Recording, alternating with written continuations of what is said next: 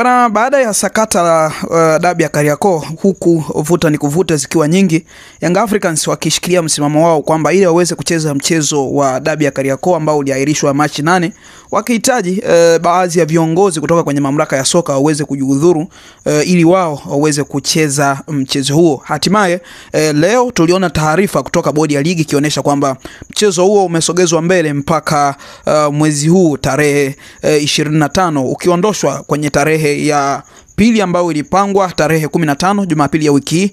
Lakini taarifa ambazo shirikisho la soka limeitoa usiku ni kwamba viongozi wa juu wa mamlaka za mpira Tanzania wameachia nyadhifa zao, ukiwemo mwenyekiti wa bodi ya ligi mzee wetu Steven Mguto, ambaye yeye amewasilisha barua ya kujihudhuru, lakini pia rais wa shirikisho la mpira wa miguu Tanzania Wallace Karia akimsimamisha kazi ofisa mtendaji mkuu wa bodi ya ligi kuu Almasri Kasongo.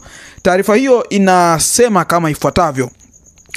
Taarifa: mwenyekiti wa bodi ya ligi kuu Tanzania TPLB Steven Mguto amewasilisha barua ya kujiuzulu wadhifa huo. Katika hatua nyingine, rais wa shirikisho la mpira wa miguu Tanzania TFF Wallace Karia amemsimamisha kazi ofisa mtendaji mkuu wa TPLB Almasri Kasongo.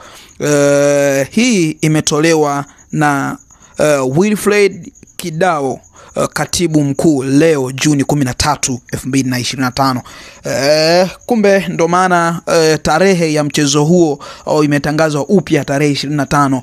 Kumbe matakwa yale Young Africans ambao walikuwa yanayazungumza kila siku kwamba ili waweze kucheza mchezo huu kuna baadhi ya watu ambao inabidi waondoke kwenye hizo nafasi, na sasa tumeshuhudia watu wawili kutoka bodi ya ligi. Mwenyekiti Steven Mguto, yeye mwenyewe kwa hiari yake amewasilisha barua ya kuomba kupumzika, akijihudhuru kwenye nyadhifa hiyo, lakini kwa nguvu alionayo kisheria, rais wa TFF Wallace Karia yeye amemsimamisha kazi mtendaji mkuu wa bodi ya ligi Almasri Kasongo. Hivyo tunaweza tukasema Young Africans wameshinda kile ambacho walikuwa wanakidai, kile ambacho walikuwa wanakihitaji ili waweze kucheza dabi ya Kariakoo sasa kimetimia, na finally Young Africans na wao wameposti kwamba sasa wako tayari. Dabi ya tarehe 25 haina kipengele, wao wako tayari kwenda kushiriki mchezo huo ambao umepangiwa tarehe hiyo ya 25 kwenye dimba la Benjamin Mkapa.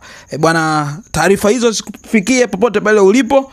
Mwenyekiti Steven Mguto ameachia nafasi yake, lakini mtendaji mkuu wa bodi ya ligi namzungumzia Almasri Kasongo, yeye ameweza kusimamisha